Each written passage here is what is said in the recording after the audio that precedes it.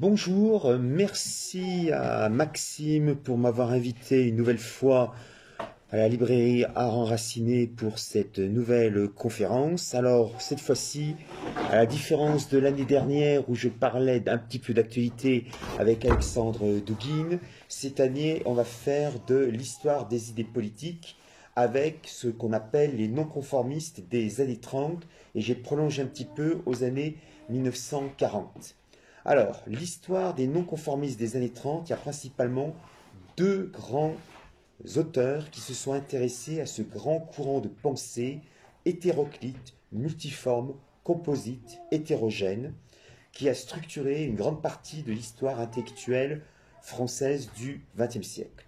Il s'agit d'abord de Jean-Louis Loubet d'Elbet, qui a écrit en 1969 Les non-conformistes des années 30. C'est lui qui a été le premier à rechercher, à trouver, à mettre en lien trois grands courants qui structurent le non-conformisme des années 30.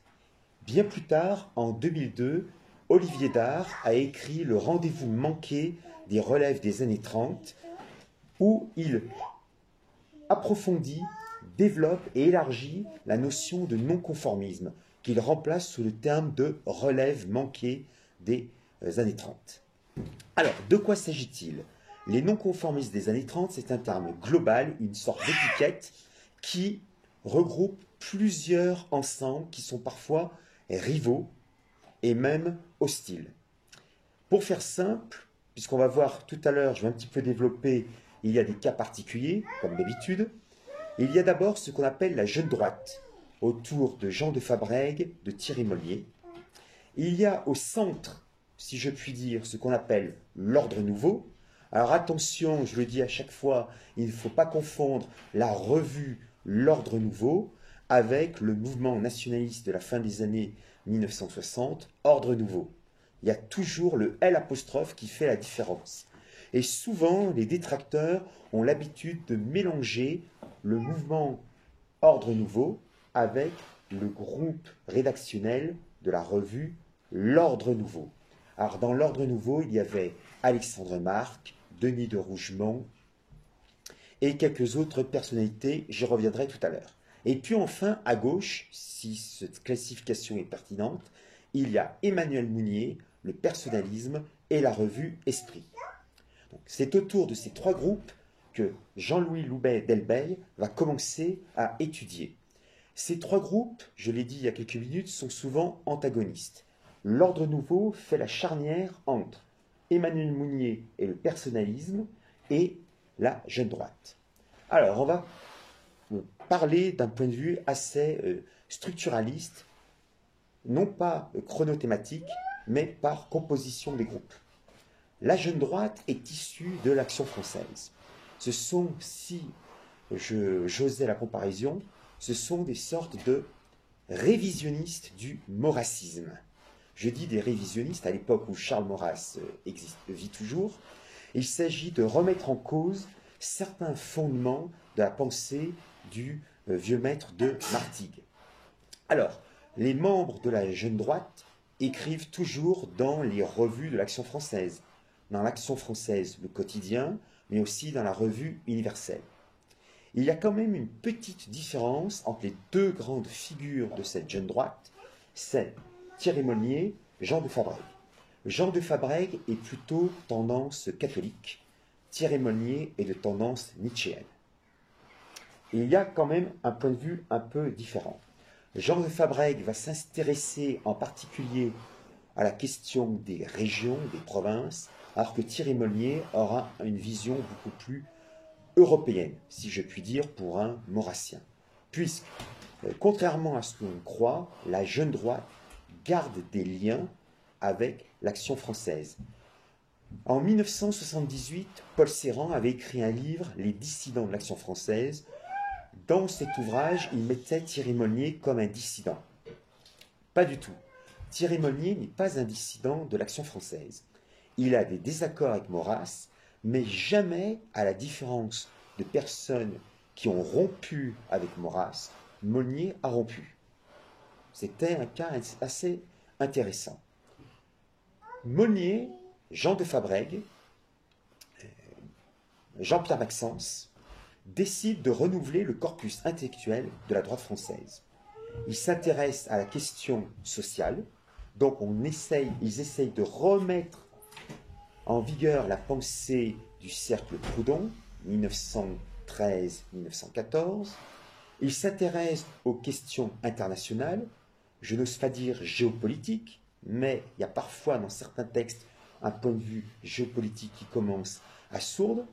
Il s'intéresse aussi et principalement à la renaissance des régions. À l'opposé, puisque la jeune droite n'a quasiment aucun contact direct avec le personnalisme d'Emmanuel Mounier, au contraire, ils se disputent régulièrement. Vous avez Emmanuel Mounier qui va fonder en 1932 la revue Esprit. Emmanuel Mounier est un philosophe grenoblois qui est intéressé par la doctrine sociale de l'Église catholique. Et son personnalisme, alors attention, le personnalisme, c'est pas Mounier qui l'a inventé, le terme existait déjà. Il va essayer, à travers ce qu'il appelle la révolution personnaliste et communautaire, de réenraciner l'homme au sein de ses communautés naturelles. Lui aussi, il prend en compte la question sociale. Il essaye de prendre aussi en compte l'évolution de l'Église, puisqu'il faut se souvenir qu'il y a eu un grand événement chez les Maurrassiens, c'est en 1927, la condamnation de l'Église catholique de l'Action française.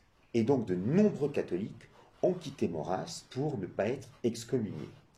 Mounier prend ce public qui est un petit peu désorienté pour essayer de l'infléchir dans un sens, non pas comme plus tard la revue Esprit, vous le savez, sera plus tard une des revues phares de ce qu'on appellera la Nouvelle Gauche, autour de Michel Rocard, du club Jean Moulin dans les années 1960, cette gauche technocratique européiste. Emmanuel Mounier va essayer d'abord de réenraciner le public catholique plutôt conservateur, désorienté par la querelle entre Maurras et l'Église catholique, dans une direction qu'il estime à la fois française et européenne. Voilà pourquoi que Mounier va être en contact avec les syndicats et il va essayer de remettre en cause non pas la République, mais une certaine pratique de la démocratie, d'où le sens de non-conformisme. Emmanuel Mounier est intéressé par l'aventure du sillon et des démocrates chrétiens qui commencent à émerger. On est dans les années 1930 où existe le petit parti démocrate populaire, qui sera un jour le mouvement républicain populaire après 1945. Entre ces deux tendances, il y a l'ordre nouveau. L'ordre nouveau s'intéresse en particulier au fédéralisme. C'est surtout sur ce point de vue qu'il y a une séparation entre la jeune droite, qui reste quand même assez étatiste, assez ludovicienne, défenseur de Louis XIV, et Emmanuel Mounier, qui lui est plutôt favorable à une société des nations plus renforcée. Dans l'ordre nouveau, il y a des points de vue quand même assez divers. L'ordre nouveau essaye de remettre, là encore, en question la modernité. Car il ne faut pas oublier que les non-conformistes des années 30 émergent après cet immense choc qu'a été la Première Guerre mondiale. Ceux qui sont dans les non-conformistes n'ont pas participé au combat des tranchées. Donc on ne peut pas penser, à l'instar d'un Ernst Jünger, qui vont créer un nationalisme soldatique qu'on retrouve dans la révolution conservatrice allemande, les nationalistes révolutionnaires allemands. Leurs pères ont été dans les tranchées, pas eux. En revanche, ils estiment que la Première Guerre mondiale est un événement majeur qui montre le surgissement de la technique dans la modernité. Voilà pourquoi c'est un point commun qui regroupe ces trois groupes. Mais ces trois groupes, quand Jean-Louis Loubet-Delbey écrit son livre, il ne s'intéresse qu'à ces trois groupes. Olivier Dard va élargir la notion de non-conformisme à d'autres groupes.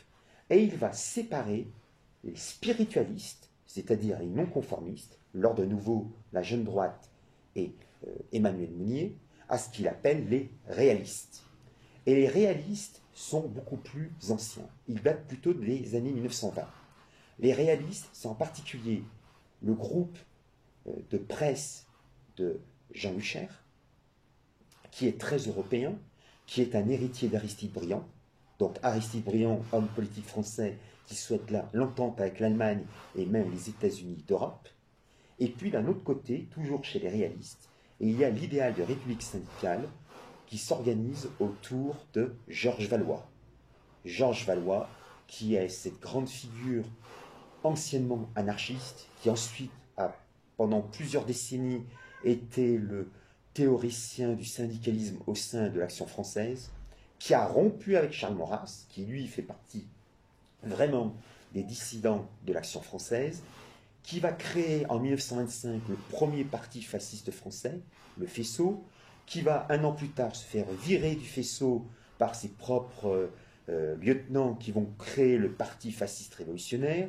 Georges Valois, lui, va revenir à gauche pour créer le mouvement de la République syndicale et de la République des producteurs, autour de plusieurs titres de presse.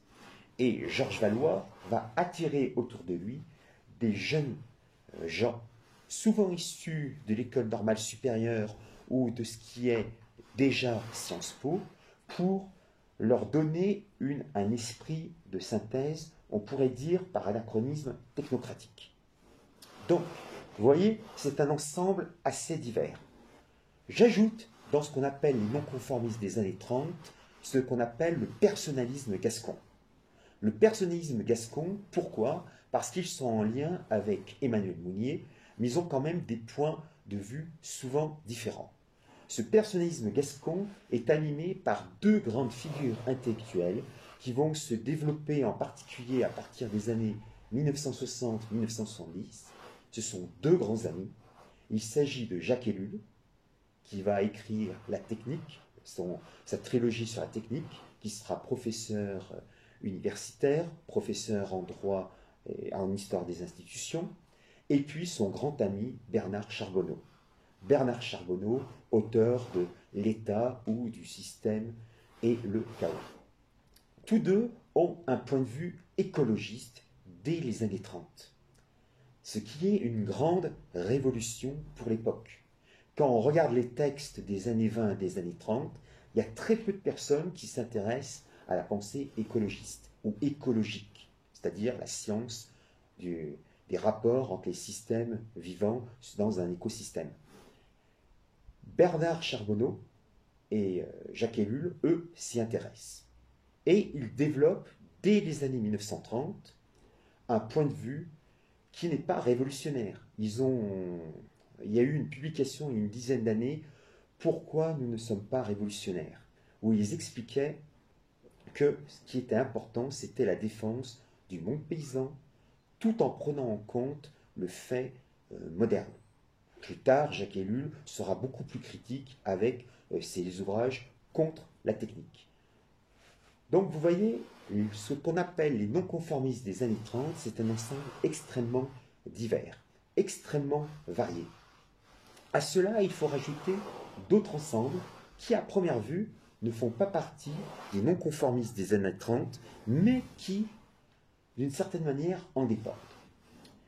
Ce sont les groupes qui se trouvent à gauche, en particulier dans la vieille maison.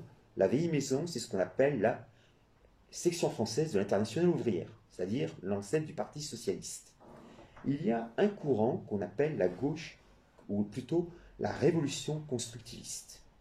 C'est un courant du Parti socialiste, la révolution constructiviste, qui est extrêmement influencé par une figure socialiste belge, le planisme, avec Henri de Man. Henri de Man est un homme politique belge qui, au début des années 30, écrit un livre sur la nécessité de planifier l'économie moderne. D'ailleurs, son livre, je crois, va être bientôt réédité par les éditions de la Nouvelle Librairie. D'après ce que j'ai pu entendre en lisant dans Éléments, ça devrait sortir dans quelques semaines ou dans quelques mois. Le livre d'Henri de Man est une révolution intellectuelle dans les milieux de gauche. Et de nombreux militants socialistes qui ne veulent pas rejoindre le communisme, qui ne veulent pas non plus rejoindre la démocratie chrétienne naissante ou le parti radical socialiste, je parle de la situation en France, décide de créer un courant interne à la CFIO qui s'appelle la révolution constructiviste. Ce courant a de très nombreux points communs avec un autre courant du Parti socialiste dont les membres auront une histoire assez mouvementée 10 ans plus tard. C'est ce qu'on appelle les néo-socialistes, autour de Marcel Déat en particulier. Ces néo-socialistes sont les défenseurs de l'ordre, de l'autorité et de l'État. Et ils ont des liens, des contacts très réguliers avec la révolution constructiviste. En revanche, les membres de la révolution constructiviste ne vont pas suivre les néo-socialistes quand ceux-ci vont se faire exclure de la SFIO au début des années 30 et les néo-socialistes vont créer le Parti socialiste de France, Union Jean Jaurès, avec comme symbole un faisceau. Ce sont des socialistes relativement sympathiques. Alors que la révolution constructiviste va rester, aux constructives, vont rester, les membres de ce courant vont rester au sein de la SFIO. Ce courant sera en opposition interne avec tout ce qui sera l'aile gauche de la SFIO, en particulier la bataille socialiste, qui est un courant d'extrême gauche autour de Zyromski. D'ailleurs, petite parenthèse, à cette époque, on est dans les années 30, avant que Léon Blum arrive au pouvoir dans le cadre du Front populaire, dans le courant de la bataille socialiste, gravite un jeune cadre du Parti socialiste SFIO, qui vit à Valence, qui travaille à la préfecture, qui s'appelle Georges Soulès, qui sera après-guerre l'écrivain Raymond Abellio. Donc Raymond Abellio participe en partie à ce grand bouillonnement qu'on appelle le non-conformisme des années 30. Mais ce non-conformisme des années 30, et là c'est aussi un point de vue novateur d'Olivier Dard, à la différence de Jean-Louis Loubet-Delbel, cette effervescence n'est pas propre à la France. Nous sommes pendant l'entre-deux-guerres et on peut voir que le non-conformisme des années 30, c'est le pendant de la révolution conservatrice germanique, qui a lieu aussi bien en Allemagne qu'en Pays-Bas qu'en Autriche. Il y a des liens. Par exemple, l'Ordre nouveau est le mouvement qui a le plus de liens avec les groupes étrangers. Ils ont des liens avec la gauche fasciste autour de la revue Lo Stato, l'État, des syndicalistes révolutionnaires fascistes italiens. L'Ordre nouveau a des liens avec le Front noir des frères Strasser. Ils ont aussi des liens avec Otto Pettel, qui est un des théoriciens du national-bolchevisme allemand. Il faut savoir que les membres de l'Ordre nouveau sont souvent polyglottes. Ils parlent anglais, allemand, italien, espagnol. Ils n'ont pas beaucoup de liens avec les Espagnols, en revanche, même s'ils connaissent la langue de Cervantes. Ils ont des liens aussi avec le socialisme des guildes. Alors, qu'est-ce qu'on appelle le socialisme des guildes?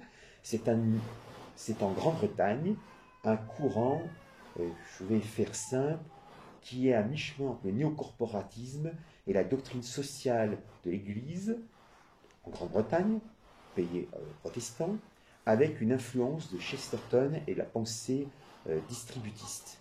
Donc c'est un mélange un petit peu ce qu'on appelle le socialisme des guildes. Le non-conformisme des années 30 est un élément de cette effervescence intellectuelle qu'on retrouve partout en Europe, y compris dans les milieux de l'émigration russe, puisqu'il y a quelque temps, je crois que Sylvain Roussillon est venu au Puy faire une conférence, et quelques mois auparavant, il avait écrit un ouvrage sur les fascismes russes, et ces mouvements qui vivent à l'étranger, qui sont dans l'immigration russe, participent à leur manière à cette grande effervescence que Giorgio Locchi parle comme le grand phénomène intellectuel de la première moitié du XXe siècle, puisque le fascisme, puisque le national-socialisme allemand participent à cette grande effervescence intellectuelle, qui est la conséquence de la Première Guerre mondiale, mais aussi des deux premières révolutions industrielles. Les non-conformistes des années 30 ont un parcours assez divers. Par exemple, la jeune droite a été étudiée sous le titre d'une révolution conservatrice manquée par Kessler, Nicolas Kessler, aux éditions L'Harmattan en 1998, où il montre que la jeune droite était quand même beaucoup plus hétérogène que Jean-Louis Delbet pensait, ou même Olivier Dard, même si le livre d'Olivier Dard est un petit peu après celui de Nicolas Kessler. La jeune droite, c'est un groupe de maurassiens qui sont parfois un petit peu en dissidence ou en rupture de banc ou, comment dirais-je, qui auraient arrêté le compagnonnage intellectuel avec Maurras, tout en se montrant fidèles avec les grands enseignements du maître. Donc ils sont à la fois ils sont assis entre deux chaises. C'est assez complexe, la jeune droite. Il y a le côté catholique, mais aussi le côté nietzschéen. Je vais, par exemple, Thierry Monnier. J'ai écrit il y a quelques années une très courte biographie sur Thierry Monnier aux éditions Oda Izarn de l'ami Pierre Gillette, où je montrais, alors je ne m'appuyais pas sur les sources primaires, je montrais que Thierry Monnier a eu quand même un parcours assez intéressant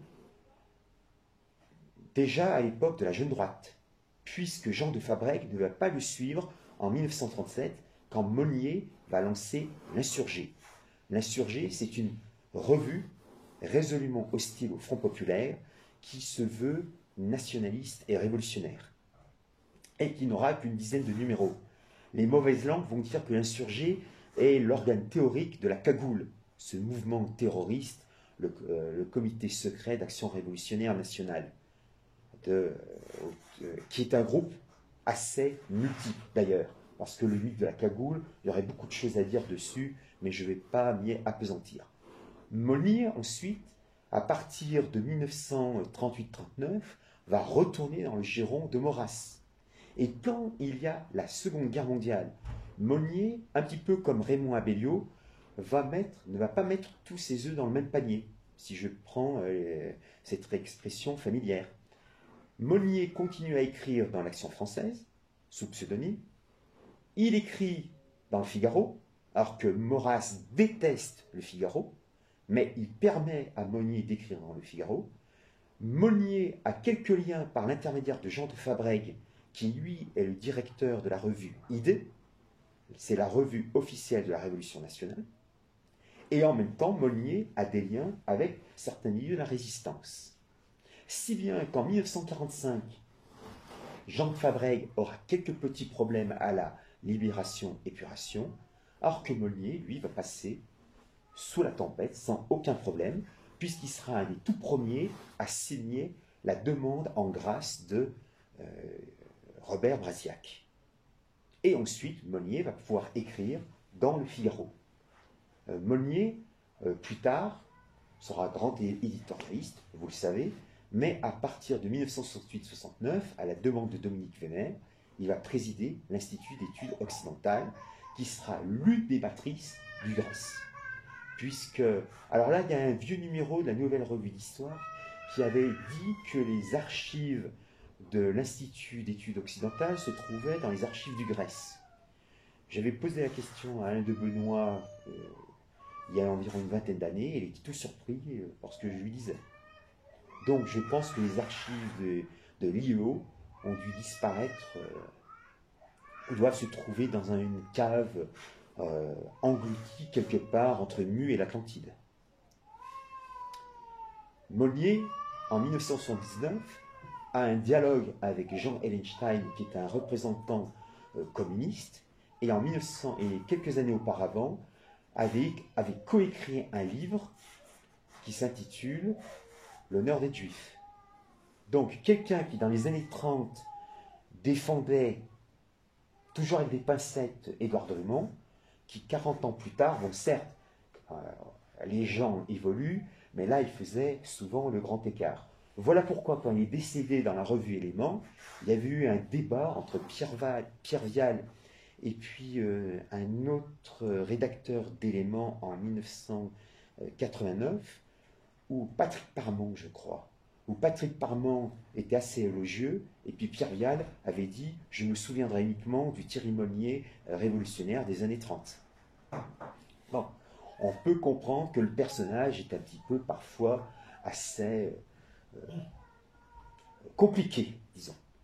Cette complexité, on la retrouve chez Bernard Charbonneau. Bernard Charbonneau, pendant la guerre, refuse d'être chez les résistants, il refuse aussi d'être du côté de la collaboration. Alors que Jacques Ellul, lui, a des activités de résistance non violentes, puisque Jacques Ellul et Charbonneau ont toujours été des partisans de la non-violence. Chose intéressante, quand Jacques Ellul quittait l'université de Bordeaux, il réunissait un petit cercle d'études. Dans ce cercle d'études, on a trouvé deux personnages politiques qui se disent les héritiers intellectuels d'Ellul, influencés en tout cas par sa pensée. Le premier, je sais que vous allez faire des bons, il s'appelle Noël Mamère, l'ancien candidat écologiste en 2002. Et le second, qui est un petit peu plus sympathique, puisqu'aujourd'hui il est plutôt bioconservateur, il s'agit de José Bové. José Bové, le berger du Larzac, a combattu l'extension du camp militaire au Larzac dans les années 70. Il a mis en application l'enseignement de Jacques Ellul, puisque c'était un des élèves d'Ellul. D'ailleurs, je vous renvoie ça à un vieux numéro de Faits et Documents d'Emmanuel Ratier, où je crois que celui-ci avait fait 2 numéros sur José Bové. Et d'ailleurs, il m'avait dit quelques années plus tard, avant une émission sur Radio Méridien Zéro, que Bové était un personnage extrêmement intéressant.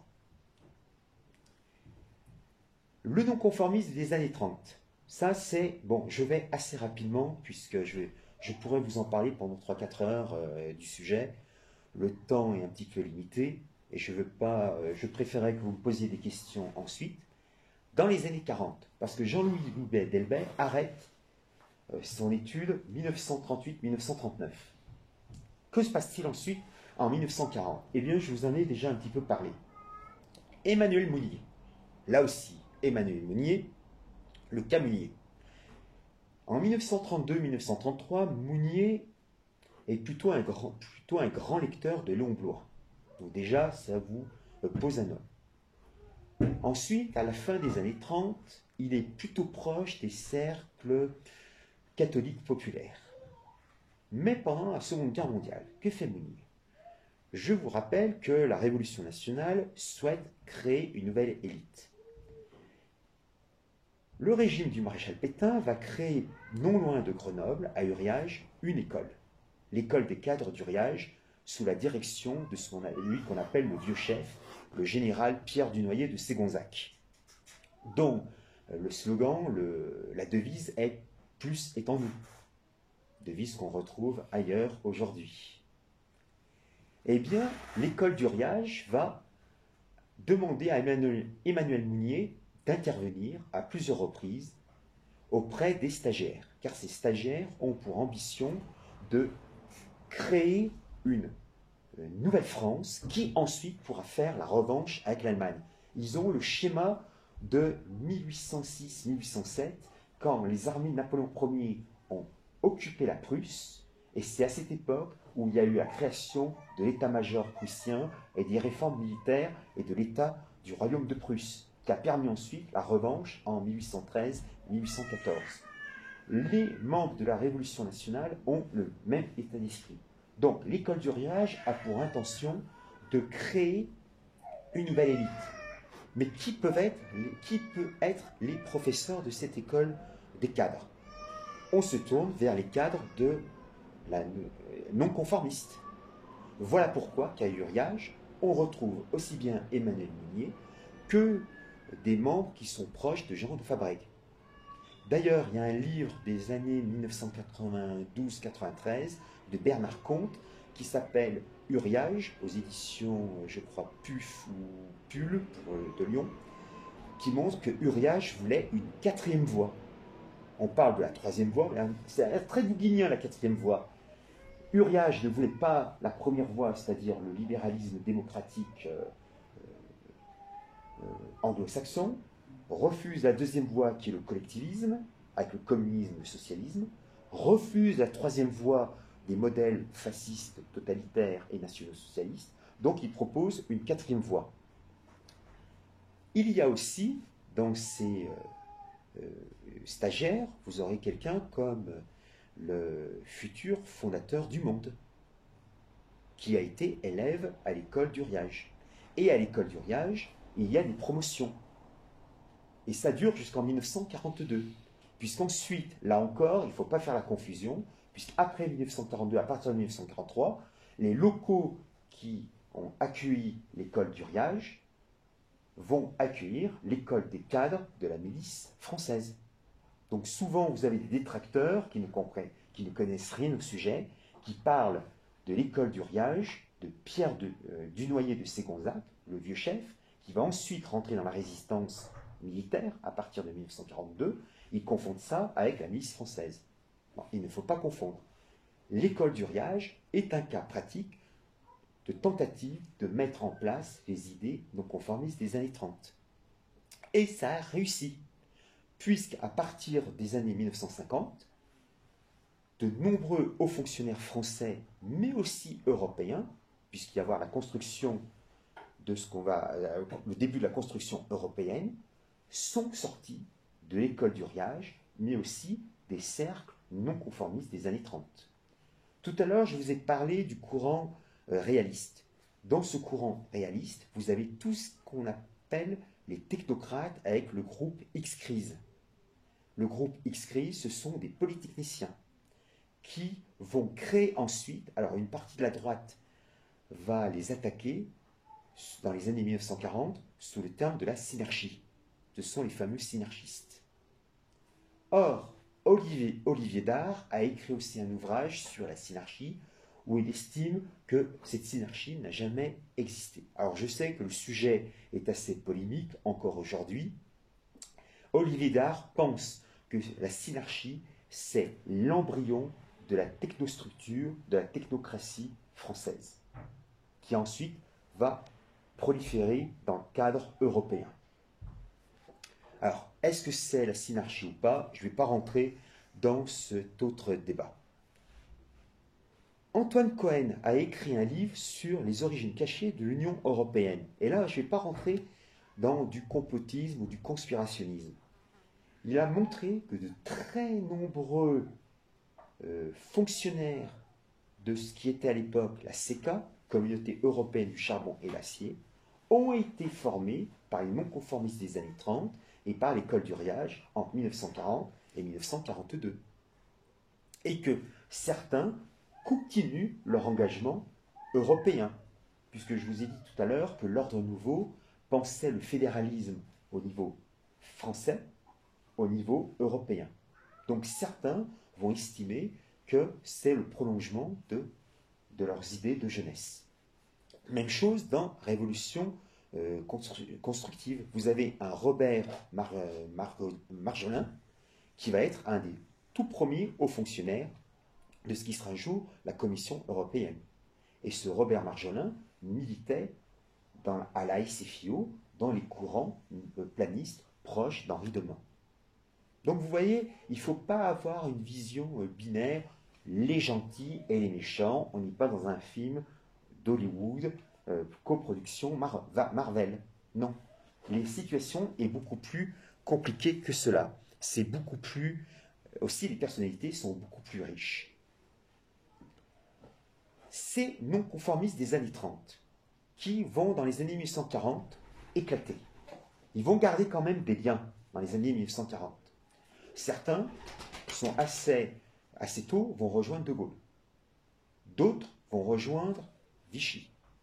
Certains vont rejoindre Paris avec ce qu'on appelle le mouvement collaborationniste. Je n'ai pas mentionné l'équipe de Je suis partout. Parce que Je suis partout, c'est pas vraiment le non-conformisme. Ils sont plutôt en lisière du non-conformisme.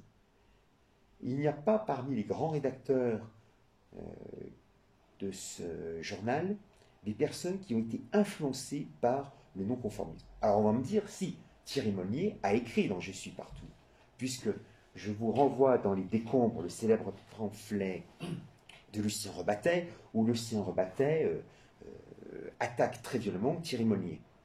Parce que il faut savoir qu'une grande partie de l'équipe de Je suis partout a été arrêtée entre 1939 et 1940 parce qu'on les soupçonnait d'être des espions à la solde de l'Allemagne, et Thierry Monnier va quasiment seul rédiger un numéro de Je suis partout, sans l'accord de l'équipe.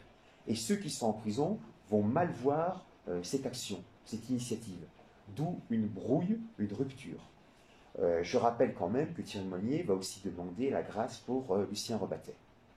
Et plus tard, Rebattet et Monnier vont se rabibocher, en particulier sur Israël, puisque Rebattet, en 1967, au moment de la guerre de 6 jours, défend l'État d'Israël, comme d'ailleurs Thierry Monnier.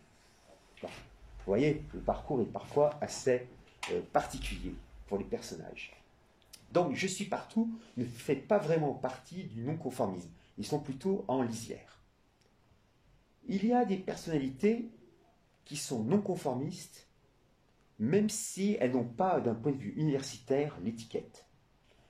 Par exemple, j'ai en tête la philosophe Simone Veil. La philosophe Simone Veil, celle qui a écrit de manière posthume, dont le livre est sorti de manière posthume, L'Enracinement, qui a eu un engagement d'extrême gauche. Il ne faut pas oublier que c'était une militante anarchiste, qui ensuite, pendant la guerre d'Espagne, a rejoint les militants du POUM, du Parti ouvrier d'unification marxiste, c'est-à-dire plutôt des trotskistes, même si parfois son cœur balançait avec la CNT, Confédération nationale du travail, Fédération anarchiste ibérique. Mais Simone Veil, c'est plutôt une non-conformiste de gauche à l'époque. Elle va commencer à virer vers la droite, si j'ose dire, après 1940, quand elle va passer quelques mois dans une ferme, pas très loin d'ici, de l'autre côté du mont Mézin, en Ardèche, en particulier à Saint-Marcel d'Ardèche, chez Gustave Thibon, le philosophe Gustave Thibon. Gustave Thibon, qui est philosophe catholique, qui d'ailleurs fait très intéressant, son premier ouvrage, c'est sur Ludwig Klages. Ludwig Klages, grand penseur païen de langue allemande. C'est assez étrange qu'un catholique s'intéresse à un grand penseur allemand, mais c'est pas si étrange que ça. Quand on lit bien l'œuvre de Thibon, on voit que Thibon, c'est ce catholicisme qui est très enraciné. J'ose même dire cette forme de pagano-christianisme chez Thibon. Je sais que certains très solaire. Vont... très solaire. Très solaire, exactement, tu as raison. Un catholicisme solaire, en fait, du pagano-christianisme. Et Thibon peut être considéré comme un non-conformiste des années 30, même si à l'époque, à la différence de Charbonneau, de Jacques Ellul, il n'écrit pas encore, il écrit dans des revues assez confidentielles. Alors on va me dire, c'est très bien, cher ami, mais vous avez l'impression de dire, comme la célèbre caricature de Conque, non, tout le monde, il est français, là, c'est tout le monde, il est non-conformiste.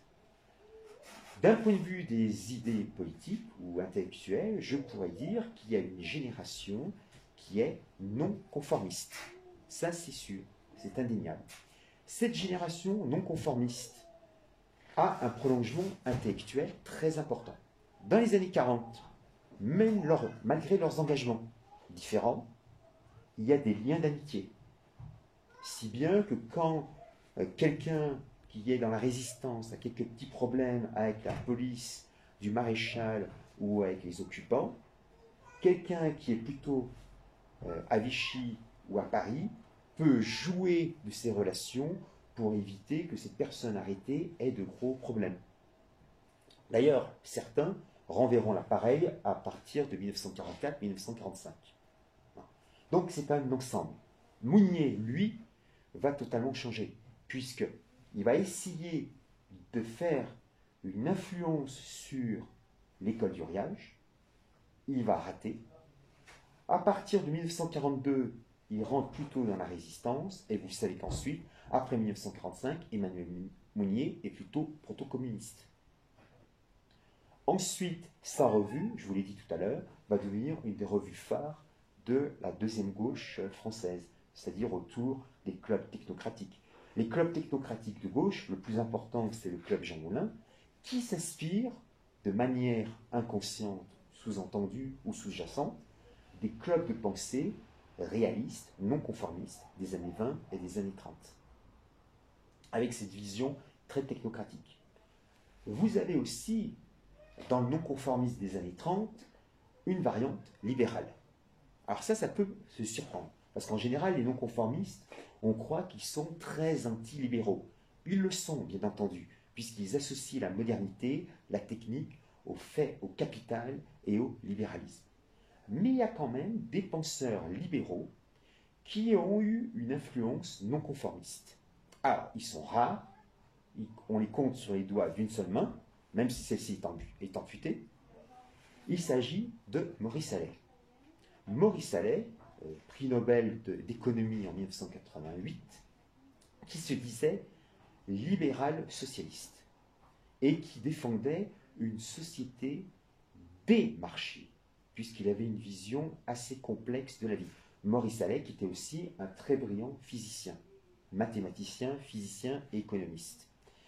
Et Maurice Allais était dans les années 20 et 30 déjà grand partisan de l'unité européenne, puisque fils de la nation, son père est mort pendant la Première Guerre mondiale, donc il était grand partisan de l'entente franco-allemande. Et d'ailleurs, bien plus tard, en 1992, dans son livre Écrit pour l'Europe, il propose que l'Union européenne, certains États, donnent une portion de territoire pour qu'il y ait un district fédéral européen avec la capitale de l'Europe. D'ailleurs, il me l'avait répété, puisque j'ai eu une fois une longue conversation avec lui pour l'entretien de l'esprit européen. C'était en 2001, donc il y a bien longtemps de ça. J'avais pu avoir son numéro de téléphone et je me souviens que j'avais eu presque 1h10 de conversation avec lui. Et ensuite, il nous avait envoyé l'entretien. Il avait répondu à mes nombreuses questions dans l'esprit européen. Revue que j'ai animée avec Jacques Parlot sous pseudonyme à l'époque, bien entendu. Bon. Donc, Maurice Allais, quand on lit, c'est la défense de l'Europe, une certaine vision de la politique et de l'économie, cette économie étant régie par le politique. Mais il y a aussi un événement très important qu'on ne peut pas dire non conformiste, c'est du 26 août au 30 août 1938 à Paris, ce qu'on appelle le colloque Lippmann. Le colloque Lippmann, c'est un économiste qui va réunir de très nombreuses personnalités de la pensée libérale, ou plutôt des pensées libérales, parce qu'il y a beaucoup de différences entre, par exemple, un Milton Friedman, qui à l'époque n'était pas encore à ce colloque, théoricien néo-monétariste, son fils, David Friedman, qui est plutôt libertarien. Il a écrit un livre, La société sans État, où il célèbre l'Althing islandaise, c'est-à-dire l'assemblée des citoyens de l'Islande viking, où il voit que c'est une société sans État, ce qui est totalement stupide, puisque toute communauté politique a une structure, des institutions, même une simple tribu, c'est une forme de proto-État. C'est mon point de vue schmittien, bien entendu. Vous avez aussi un August von Hayek, qui est plutôt, qu'on dit, une sorte de libéral traditionnaliste, même si c'est le traditionnalisme d'Hayek n'est pas un traditionnalisme au sens que nous l'entendons. Et puis, il y a d'autres courants. Ce colloque Lippmann va créer en 1947 la Société du Mont Pèlerin en Suisse, qui est la grande pensée néolibérale au pluriel, qui va pendant très longtemps s'opposer aussi bien au collectivisme, sous toutes ses formes, qu'aux pensées de droite. Car les libéraux estiment que le débat ne se fait pas entre deux, dans un face-à-face gauche-droite, mais dans un triangle. Les collectivistes, la droite réactionnaire et le libéralisme. Et ce colloque va s'inspirer en partie de certains travaux de l'Ordre nouveau. Dans les années 40, l'Ordre nouveau va exploser puisque la plupart de ses membres peuvent être inquiétés par les autorités allemandes. Alexandre Marc est d'origine russe juive. Denis de Rougemont, lui, est un Suisse, donc il peut vivre en Suisse. Les membres de l'Ordre nouveau n'auront pas beaucoup de contacts après-guerre. En revanche, une particularité très intéressante, leur fédéralisme. Et c'est là où on voit que parfois les idées non conformistes peuvent aller dans le ravin, peuvent verser dans le ravin. Denis de Rougemont, après la Seconde Guerre mondiale, bien sûr, est traumatisé par le conflit. C'est lui qui va essayer de réunir en 1948 un grand congrès européen où il propose la création des États-Unis d'Europe. De ce congrès pan-européen va être créé, quelques années plus tard, le Conseil de l'Europe. Ce fameux Conseil de l'Europe, d'où va procéder ensuite, qui est encore quelques décennies plus tard, la Cour européenne des droits de l'homme. Cette Cour européenne des droits de l'homme qui aujourd'hui nous en empêche les États d'exercer leur pleine souveraineté au nom du primat droit de l'hommiste. Donc vous voyez, Denis de Rougemont est un petit peu passé de l'autre côté. Alexandre Marc, lui, qui était défenseur du fédéralisme français et européen, va dans ses textes des années 1948-1939, en particulier le principe fédéraliste, va défendre d'un côté le revenu universel, déjà, qui était une idée non conformiste des années 30, de l'ordre nouveau, mais aussi défend une France fédérale, dans une Europe fédérale, mais elle-même dans un monde fédéral. Donc vous voyez, il y a déjà une ouverture vers ce qu'on pourrait appeler le mondialisme. Eh bien, ça vient en partie des idées non conformistes. Parce que d'une certaine... Mettons-nous à la place d'Alexandre Marc. On veut partir de la communauté locale qui est la famille. Ensuite, il y a le métier, le village, la région, la nation, la fédération européenne. Et puis, comme il y a l'être humain, pourquoi pas le monde? Ça se tient, c'est assez logique. Mais bien sûr, pour nous qui défendons les communautés enracinées, c'est un petit peu difficile à avaler. Quoique, l'archéofuturisme de Guillaume Fay, quand celui-ci parle du septentrion, qu'est-ce que le septentrion? Alors là, je vais être un petit peu provocateur, c'est une forme de mondialisme pour les Blancs. Et oui, puisque quand il propose l'union des Européens et des Américains d'origine européenne dans le septentrion, qui remplace l'Occident, avec un peu les Australiens et les Néo-Zélandais. D'ailleurs, je lui avais dit, quand j'avais une fois à l'université d'été du Grèce, je lui en avais parlé. Il m'avait dit, ce n'est pas faux. Non. Donc, il y a une forme de mondialisme pour les Blancs. Donc, vous voyez, parfois, les idées peuvent... Un peu les idées, c'est un peu comme un élastique. On peut les tirer, et tant que ça ne craque pas, on peut coller l'élastique un petit peu avec tous les éléments.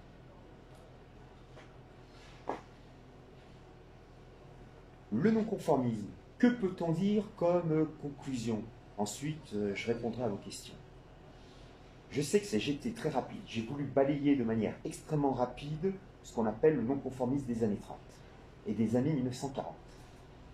Le sujet est extrêmement riche. Les personnalités, ce sont des personnalités, parce qu'on parle de groupes, d'écoles de pensée, mais en fait, chaque personnalité a sa propre vision. On n'est pas dans une secte ou quasiment chez les communistes où il faut suivre l'ordre de Moscou. Non, chacun a sa propre vision. Dans la jeune droite, il y avait souvent une importante dispute. Cette jeune droite qui va par exemple essayer d'influencer métapolitiquement le comte de Paris. Le comte de Paris, dans les années 30, écrit un bulletin dont les membres de la jeune droite sont les rédacteurs, en particulier Thierry Monnier. Le livre, un des tout premiers livres du comte de Paris, Henri d'Orléans, celui qui est mort en 1999, s'appelle Le Prolétariat, et on le surnomme le Prince Rouge. Le livre a été fortement relu par Thierry Monnier et par Jean de Fabrègue, puisque bien sûr le comte Henri d'Orléans avait des rédacteurs à son service. Les non-conformistes des années 30 font partie de ce grand ensemble intellectuel effervescent qui couvre une grande partie de l'Occident au sens géographique du terme, voire même aussi le Japon. Par exemple, le phénomène d'Iko Kaita, qui est le grand penseur nationaliste révolutionnaire japonais, qui est mort en 1936. Je renvoie à un livre qui est ressorti il n'y a pas très longtemps. J'avais fait une recension dans Synthèse nationale sur le fascisme japonais. où il y a un excellent glossaire qui parle des grands penseurs révolutionnaires, conservateurs, nippons des années 30 et 40. Donc, le non-conformisme des années 30 est une partie française de l'effervescence intellectuelle qui couvre l'Occident, du fait du choc de la Première Guerre mondiale, de la première mondialisation aussi. Parce que pourquoi la première mondialisation? C'est l'époque où vous avez les empires coloniaux européens.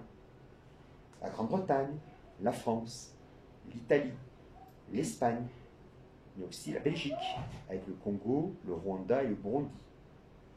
Eh bien, tous ces événements vont converger pour former cette effervescence intellectuelle. Je pense, là maintenant, excusez-moi, il y a eu l'équivalent en zone occupée de l'école du Riage, qui se trouvait à la montagne, je crois, en Brissa, je ne me souviens plus vraiment du terme.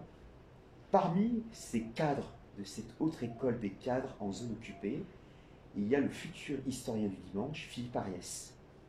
Et dans son livre de témoignage avec Michel Vinocq, qui s'appelle précisément Un historien du dimanche, puisque je vous rappelle que Philippe Ariès faisait ses recherches historiques pendant son temps libre, puisqu'il travaillait comme, je crois, courtier en assurance, d'où l'expression historien du dimanche, ce n'est pas universitaire.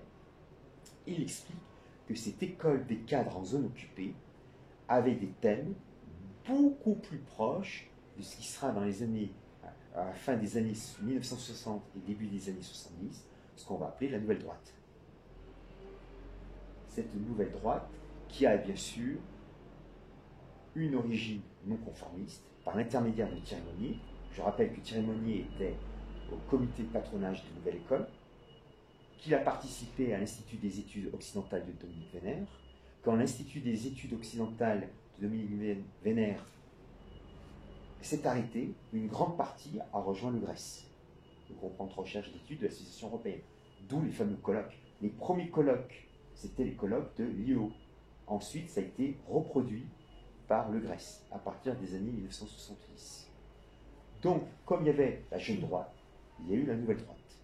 Alors, aujourd'hui, il y a de nombreux thèmes non conformistes qui sont quelque peu dépassés, un peu comme la pensée, certains thèmes de la révolution conservatrice allemande, mais cela participe à l'histoire intellectuelle du XXe siècle. Alors, je sais que j'ai été extrêmement rapide, très évasif. Le sujet mériterait quasiment une conférence tous les jours de 4 heures sur tel ou tel point de vue. Je vous remercie de votre attention. Et je suis prêt à vous écouter. On a largement le temps, il faut que je dois partir autour de 18h10. Donc on a 1h, 1h10. Du coup, c'est les non-conformistes. Les non-conformistes, quel était le conformisme à l'époque? Le conformisme à l'époque, c'était déjà le prestige de la paix à tout prix. C'était aussi le respect de la République laïque, déjà. Et puis aussi, c'était le cadre bourgeois. Les non-conformistes sont très anti-bourgeois. Ils sont pour... c'est un peu les hippies des années 30, d'une certaine manière. Sans les cheveux longs et les pétards, bien sûr. Ah, mais du coup, à la fin des années 30, début des années 40, ce qui était anticonformiste, c'était de prôner encore la paix, comme l'avait fait Rebatté dans les décombres. Alors que l'ensemble de la société était plutôt... Les décombres, c'est dans les années... le livre sort, je crois, en 42 ou 43. Oui, en 42. En 42. Donc on est pendant la guerre. Il est vrai que Je suis partout défend à un certain moment avant-guerre, dans l'avant-avant-guerre, la paix. Et quand je parle de défendre la paix, on est au début des années 30, c'est l'héritage d'Aristide Briand, et c'est une sorte de création, c'est déjà l'idée de société des nations. La société des nations existe, et donc certains envisagent de créer une sorte de grand État mondial. J'ai oublié de vous parler aussi dans le non-conformisme de manière un peu dans la marge, un autre grand dissident de la science française, qui est Jacques Maritain.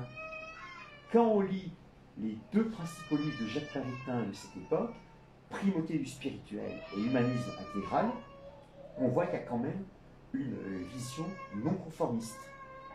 Et, chose intéressante, Jacques Maritain a des contacts très fréquents avec Emmanuel Mounier, ce qui n'est pas surprenant. D'ailleurs, c'est assez intéressant, dans Primauté du spirituel, je me souviens qu'il y a de nombreuses pages où Maritain fait l'éloge du Saint-Empire romain germanique, que certains chez nous ne renieraient pas à signer. Donc c'est assez particulier et assez original. Et à l'époque, ça m'avait surpris. Maintenant, ça ne me surprend pas du tout, parce que Jacques Maritain, je ne parle pas du Jacques Maritain d'après-guerre, qui va être démocrate chrétien, quoique ses mémoires de paysans de la Garonne, comme le montre très bien Paul Ceran dans les dissidents de l'Action française, sur la crise de l'Église entre les lefévristes et l'Église conciliaire, Maritain, il montre que, en fait, il essaie de trouver une troisième voie. Ça, là encore, c'est l'héritage non conformiste. Les personnages, c'est pas des lignes droites, c'est des zigzags. Ce non-conformisme, c'est surtout une sorte d'envie de dire zut aux autorités, d'autant que du fait de la Première Guerre mondiale, dans les années 20 au début des années 30, ceux qui gouvernent, ce sont les personnes qui sont relativement âgées déjà, qui ont déjà vécu la belle époque. Donc c'est un appel d'air, une envie de jeunesse, la jeunesse au pouvoir, pour reprendre le titre de quelqu'un.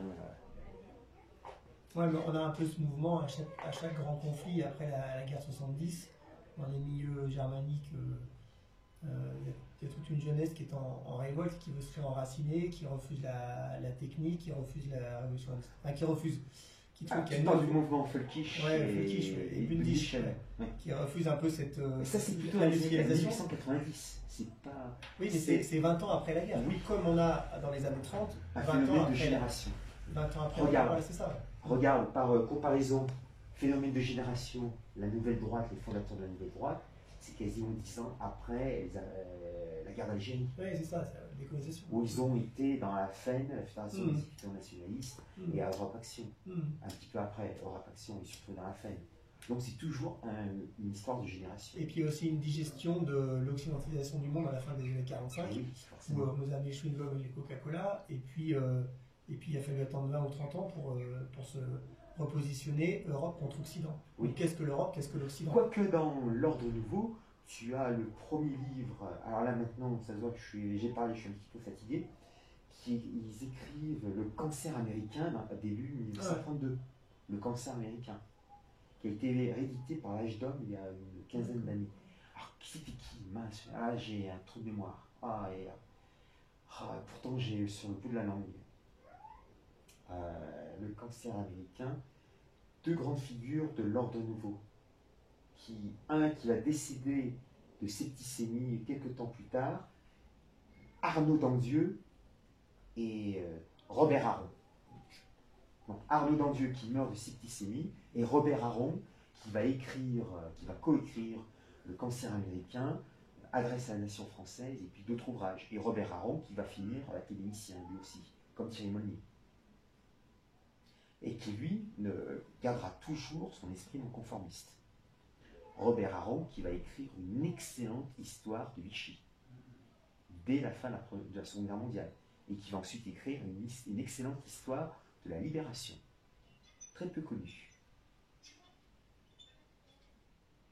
Mais c'est vrai, tu as raison, c'est un phénomène de génération. D'ailleurs, Olivier Dard, quand il parle de rendez-vous manqués des années 30, il parle de phénomène générationnel. C'est une réaction de jeunes dans une société qui est assez âgée, vieille, en dénatalité rapide. Ouais, parce qu'après on déborde largement, mais si on peut déborder avec sur les plans très alchimiques, en fait, à la fin de la guerre, tu as une dissolution de l'état dans lequel on était, et puis soit tu as des gens qui continuent à voir la pétrification, c'est conserver au tout prix ce monde qui chaque fois nous ramène aux mêmes conséquences de conflits, tout ça, et puis après tu as l'émulation pour recoaguler quelque chose de nouveau, ce qui bouillonne avec la nouvelle droite, ce qui a bouillonné avec les mouvements Völkisch ou Bundisch, ce qui a sans doute bouillonné avec le non-conformisme, même si le départ du travail du non-conformisme a peut-être donné, dans l'année d'après-guerre, tu parlais des années 60, une mise en œuvre politique qui ne correspondait pas du tout aux attentes qu'ils avaient au départ. Mais peu importe, puisque l'époque a changé. Et Et puis le qui a dû cadre se a mettre changé dedans, quoi. aussi. Ouais. Ils sont de la plupart du temps, ils deviennent des hommes de pouvoir.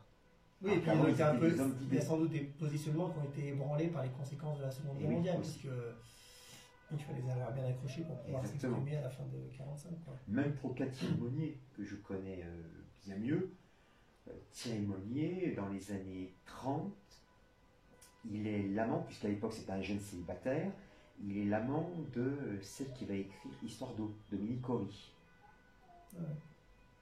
Et Dominique Cory le pousse. D'ailleurs, il y a quelqu'un d'autre aussi qui va changer totalement de, de position. C'est. Là aussi, comment il s'appelle ce grand. J'ai le nom au bout de la langue. Grand écrivain français, totalement discret, qui est mort dans la grande discrétion, qui a participé à l'insurgé et qui ensuite va devenir militant d'extrême gauche, puisqu'il va signer au moment de la guerre d'Algérie la pétition des intellectuels contre la guerre d'Algérie. Claude Roy? Ah non, c'est pas Claude Roy. Claude Roy qui était un dissident d'Action française, mais il y en a un autre, comment il s'appelait? Il ne voulait pas être photographié. Comment il s'appelait? Et c'était un très proche. Il va rester en amitié avec Dominique Cory, même après-guerre.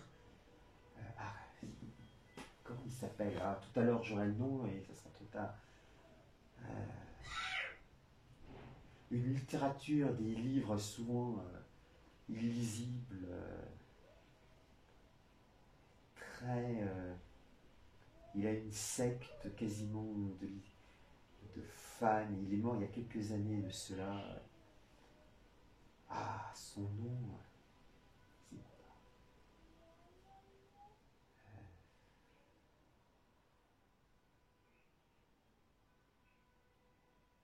Une littérature herméneutique assez imbitable.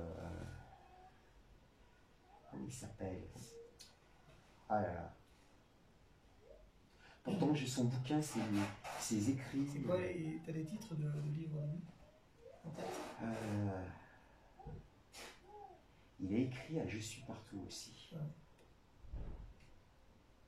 Et là, j'ai.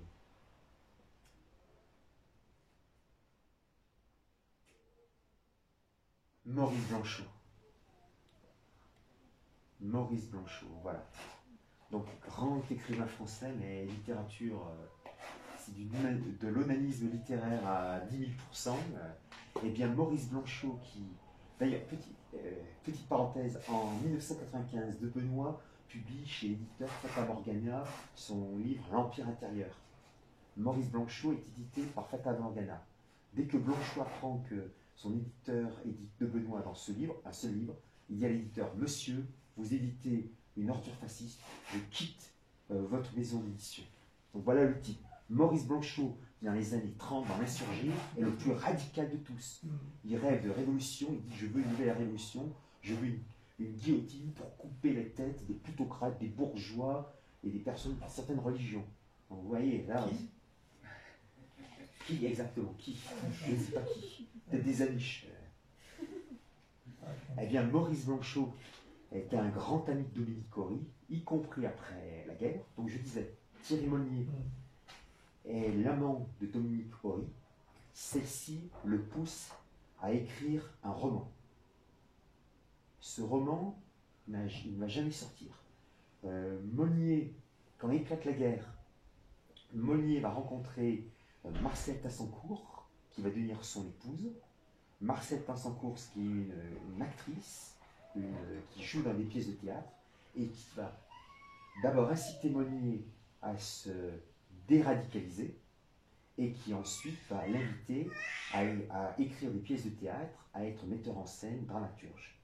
Voilà pourquoi que le couple Monnier-Tassancourt va pendant plus de 30 ans diriger le théâtre de Versailles. Et c'est elle qui va faire rentrer Thierry Monnier, qui à l'époque est assez sulfureux, dans les bons milieux, pour ensuite, en 1965, être élu à l'Académie française.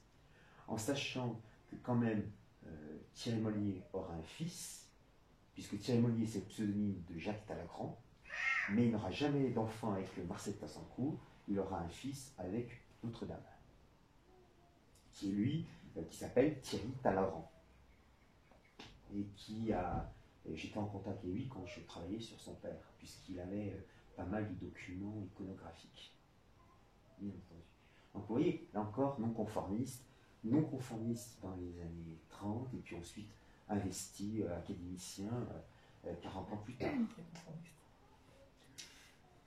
Peut-être dans quelques années, tu seras dans l'Académie française. J'ai voté non-conformiste. Je pense pas. Y a-t-il d'autres questions? Est-ce que vous pouvez nous parler de la quatrième voie? J'ai pas compris ce qu'il y avait dans... Ah, la quatrième voie de l'école d'Uriage. Oui, c'est ça. Ah, la quatrième voie de l'école d'Uriage. Donc, de quoi s'agit-il? C'est le refus du libéralisme, du collectivisme, du totalitarisme national-socialiste et fasciste. C'est-à-dire, c'est une sorte de voie où on s'inspire de la civilisation française, de l'héritage du Moyen-Âge. D'ailleurs, il y a un de ses élèves d'Uriage va écrire à la fin de la guerre, je crois que c'est l'allemand, pas le préfet, La vocation de l'Occident. Un livre qu'on trouve chez Pardès, qu'on a trouvé chez Pardès il y a 25 ans de cela. Et c'est à l'époque où il écrit la France a la vocation d'être à la pointe de l'Occident au sens médiéval du terme, bien entendu, pas au sens fanien ou néoconservateur. Cette quatrième voie, c'est la mesure française, puisqu'ils estiment que les États-Unis, l'Allemagne et l'Union soviétique, ce sont gros États. La France, elle, c'est l'exaltation, c'est la mise en lien de la personne humaine, important, la personnalité, la personne, pas l'individu. L'individu, c'est libéral, c'est totalitaire. La personne humaine entre ces communautés, la civilisation et les différentes nations. Donc c'est une vision qui est... ils essayent de reprendre un peu les idées du catholicisme agrémentées à l'heure moderne, avec une forme technocratique. Mais bien sûr, cette quatrième voie que Pierre Dunoyer de Ségonzac va essayer de réaliser par l'intermédiaire, par exemple, des chantiers de jeunesse. Parce qu'il y a des liens entre les chantiers de jeunesse de Vichy et l'école d'Uriage. Et c'est-à-dire une sorte de... On valorise la France, mais on valorise aussi ses provinces. On valorise les corporations, le métier, la famille. Parce que pour eux, leur vision, le libéralisme s'appuie sur l'individu. Donc c'est mauvais l'individu, c'est la société individualiste. Indifférencié, bien sûr. Les collectivismes et les totalitarismes, donc, je vais faire simple, les collectivismes de gauche et les totalitarismes de droite, eux, valorisent la masse, le groupe. Les fascistes, c'est l'État italien. Le national-socialisme, c'est la race. Eux, ils disent, on ne veut ni individu, ni race, ni État, on veut un milieu, un centre, un milieu qui, la personne, la communauté, la nation, et puis peut-être au-delà, la fédération continentale. Ils essaient. Mais il est vrai qu'il y a des liens parfois. Quand on voit leur critique du totalitarisme, à l'époque, ils ne connaissent pas toute l'opposition interne du fascisme. Par exemple, les fascistes de gauche, ou les courants syndicalistes fascistes. Ils n'ont pas, du fait des éléments, ils ne connaissent pas le socialisme des guides en Grande-Bretagne. Ils ne connaissent pas, les cadres de l'école d'Uriage ne connaissent pas des éléments de la révolution conservatrice. Alors que l'ordre nouveau, alors que certains penseurs de la jeune droite connaissent la révolution conservatrice. Mollier a préfacé le Troisième Reich de Arthur Meuler, à Denbruck. Il faudrait traduire Troisième Empire, pour éviter les problèmes. Oui, le troisième. Qui n'a rien à voir avec le Troisième Reich de Tonton, bien entendu. Un lien familial. Eh oui. Mais quand je dis tonton, on connaît tout de suite, on sait de qui il s'agit. Et même dans le national-socialisme, il y avait des voix qui étaient beaucoup plus... encore une fois, il y avait la masse, mais il y avait des courants internes qui se battaient pour la communauté, puisque À un moment, tu as parlé de je sais plus quel courant qui prenait un peu l'alting. Alors ça c'est le nordique. courant, oui, c'est le courant des libertariens. Ah oui, libertarien. Ouais. Les anarcho-capitalistes, Mm. les libertariens ou anarcho-capitalistes. Parenthèse, regardez ce qui va se passer au mois d'octobre en Argentine. Puisqu'il y a une élection présidentielle en Argentine, il y a le candidat anarcho-capitaliste Javier Milei qui a fait aux primaires autour de 30%. Donc il pourrait être qualifié pour le second tour. Mm. Et lui, il prône dollarisation absolue de l'économie, suppression de la banque centrale, port d'armes pour tous. Et les libertariens, c'est un slogan très simple, vous allez comprendre de quoi il s'agit. C'est une pensée qui vient des États-Unis et d'Amérique du Nord. Le libertarien, c'est le couple gay qui défend son champ de cannabis avec ses propres armes. Voilà, ça ce sont les libertariens. L'avantage, c'est que ça peut durer qu'une génération. Ça, Il y a peu de chance qu'ils ils sont aussi pour la GPA. Ah oui, mais après, ça sera plus leurs enfants. Ça, c'est... Mais parce qu'on peut aussi entrevoir un. Donc, je un reviens à ce que conformisme, tu disais, il est vrai que dans le courant, dans le national-socialisme, il y a différents courants qui sont liés au Völkischen, bien entendu, qui peuvent être. Au moins au départ, au moment du bouillonnement, même sans parler du côté folkish, mais tu avais les frères Strasser, on sait comment ça s'est fini, la musique, couteau, machin, Firewall et tout.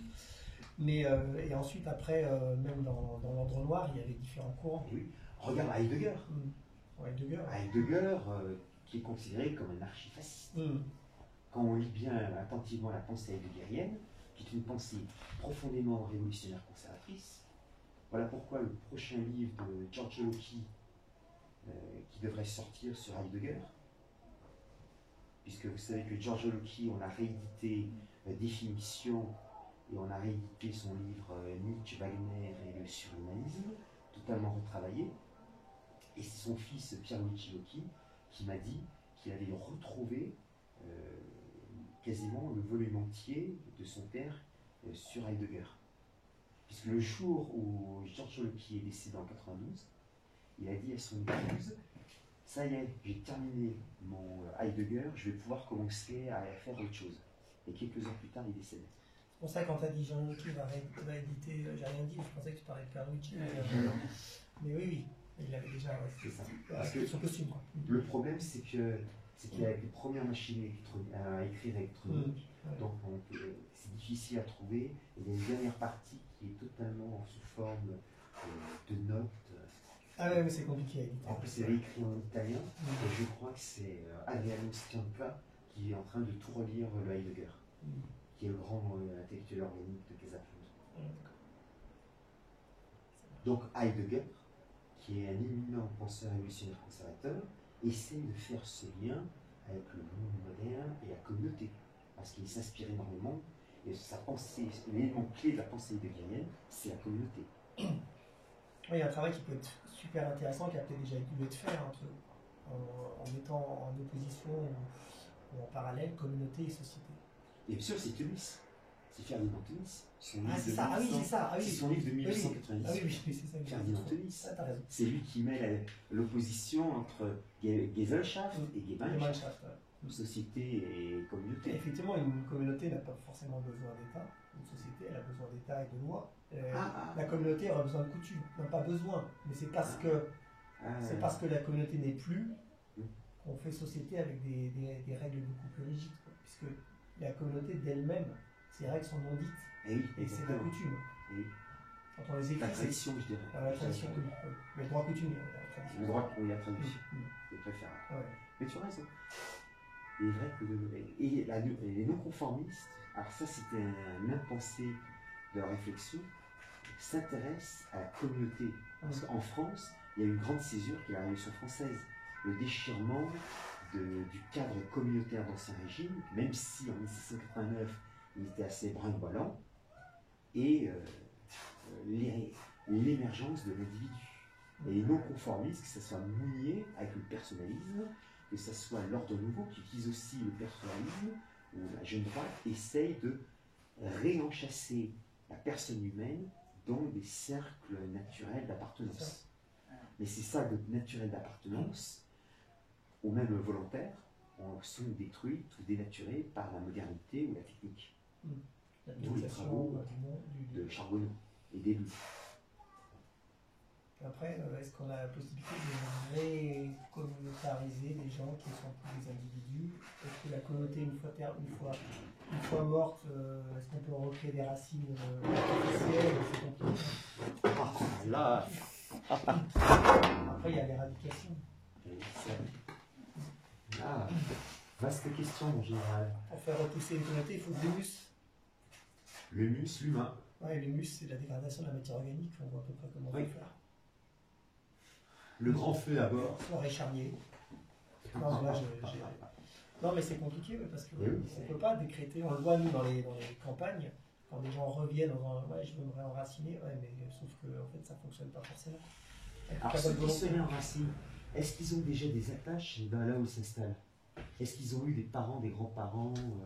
Non, et puis même par région, il faut voir par région parce que enfin, là aussi on a du non-dit. Moi je vois chez nous, il y a des codes, mais qui sont des codes qui ne sont pas écrits.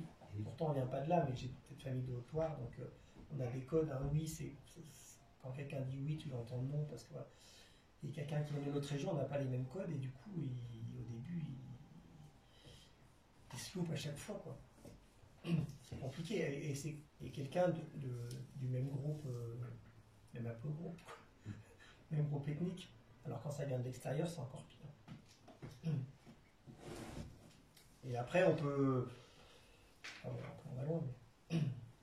Après, on peut reprendre les travaux de Jung avec le peuple du désert, le peuple de la forêt, où là, il y a carrément des compréhensions même du plus profond de nous-mêmes qui sont difficilement conciliables. On peut même faire une grille d'analyse de peuple de la forêt, notre peuple du désert, avec la lecture ternaire. Ouais, exactement ce que j'allais dire, ouais. Ternaire. Même si tu sais que je suis pas très chaud sur la lecture manichéenne ternaire. Non, moi non plus. Même d'un point de vue Ben Jung, stratégique, je pense qu'il va passer loin. Enfin, c'est qu'un aspect, mais ouais, un réenracinement est assez toujours compromis, quoi. difficile, ce Difficile, ouais.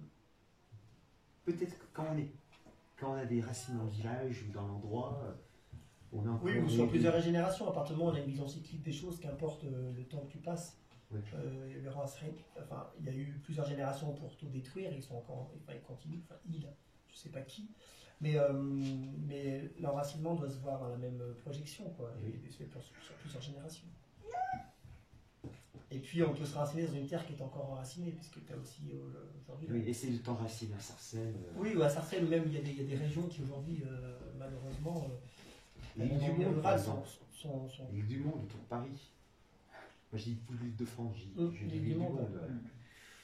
Même tu as des régions qui sont moins propices, qui ont déjà perdu enfin, qui sont plus des patries charnelles. C'est difficile de s'enraciner, peut-être. Enfin, je vais peut-être dire une bêtise, mais dans des régions dans l'Orléanais ou dans la Beauce. Ah, si, la Beauce, il y a la tradition. Dans la Brie, plutôt. Dans la Brie. Il y a Eurodistement. Ouais. Dans la Brie, c'est sûr qu'il y a toutes les c'est grandes villes. compliqué, quoi. S'enraciner là-bas, ça risque d'être un petit peu difficile. Et après, bon, il y a des coins, il y a encore la culture, mais bon, c'est pas une culture très élevée, quoi. Oui, en loin Picardie, la culture picarde. On est loin du guerrier Oui, flamand. c'est un petit peu difficile. Même si... Même la culture auvergnate ou même la J'allais dire, culture ouais, de lave. ici, elle n'est pas très mise en avant. Il n'y a pas comment dire, une expression identitaire très le Vélave, importante. oui. Ouais, le Vélave, ouais, il y a un très fort attachement. Voilà, il y a un attachement. Un très fort attachement. Après, est-ce que culturellement, dans la culture populaire, il se transmet encore Par exemple, C'est sûr qu'il n'y a plus de plioir à dentelle. Mais Ouais. c'est pas que ça. la langue, par exemple, est pratiquement personne. Elle est pratiquement plus parlée. Ouais. Elle est pratiquement plus parlée. Oui, c'est plus difficile.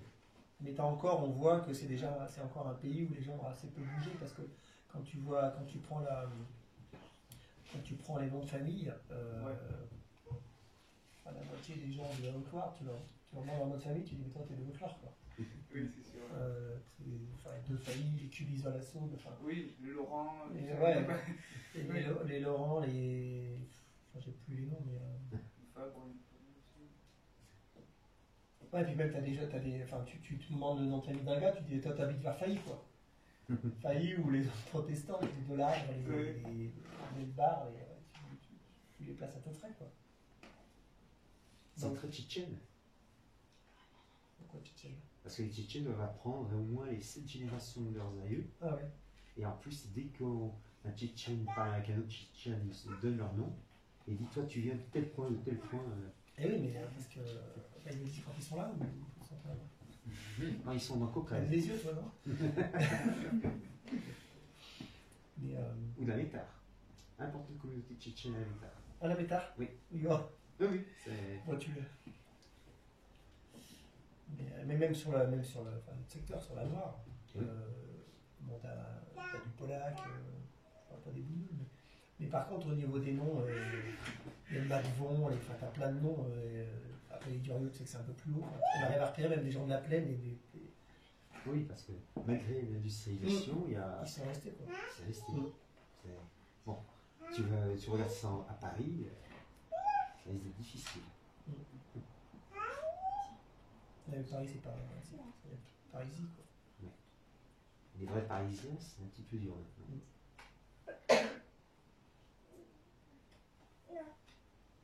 Y a-t-il d'autres questions? Est-ce que je lui ai répondu sur la quatrième voie d'Uriage? Mais très bon livre de Bernard Comte, même si c'est assez politiquement correct, mais ça date des années 90. Ouais, j'avais vu, c'était intéressant. C'était un très très bon livre, très clair. Un gros pavé, mais c'était C'est passionnant. vrai que pour quelqu'un qui avait entendu parler des cadres d'Uriage, on ne savait pas comment le placer, si on a besoin de le placer sur l'échiquier politique, quoi. Oui. Le mouvement d'Uriage était assez particulier. Oui, Hubert Beuve-Méry, le fondateur du Monde, élève, stagiaire d'Uriage. Voilà pourquoi, entre le Monde et le général de Gaulle, les relations étaient exécrables. Oui.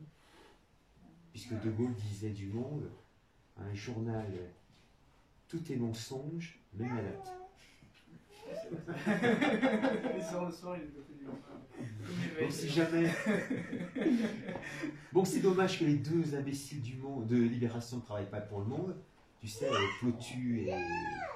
Comment il s'appelle l'autre ils travaillent des Castor et Pollux de l'antifascisme dans Libération. Il y a Pierre Plotu et Maxime... je sais plus comment il s'appelle. Oui. C'est dommage qu'ils ne travaillent pas au mieux, parce que si un jour ils viennent te casser les pieds, tu aurais pu leur envoyer le général de Gaulle, dans le Monde, le journal où tout est faux, même la date. Mais pour eux, les héritiers des collaborateurs du cadre d'Uriage. eh oui, Mais oui. Beuve-Méry, On est Vichy. même Paul-Marie de la Gorce, qui était gaulliste, même les gaullistes de gauche qui ont eu des influences avec les non-conformistes. Là, De Gaulle a eu, quand il écrit ses premiers livres, quand il propose ses techniques militaires, comme l'usage de la force mécanisée, il a l'appui du colonel Meyer. Et le colonel Meyer est en lien avec le cercle stratégique de l'ordre nouveau. D'ailleurs, un des rares députés qui reçoit De Gaulle et qui dit à De Gaulle, colonel, je soutiens tout ce que vous dites, ce député s'appelle Marcel Déat. Marcel Déat a soutenu De Gaulle avant-guerre. Ça, il y a plus de gens qui le savent. Et puis aussi, les non-conformistes des années 30 ont influencé une grande partie des gaullistes de gauche. Henri Vallon était proche de groupes révolutions constructives et proche des planistes. Et je ne parle pas de...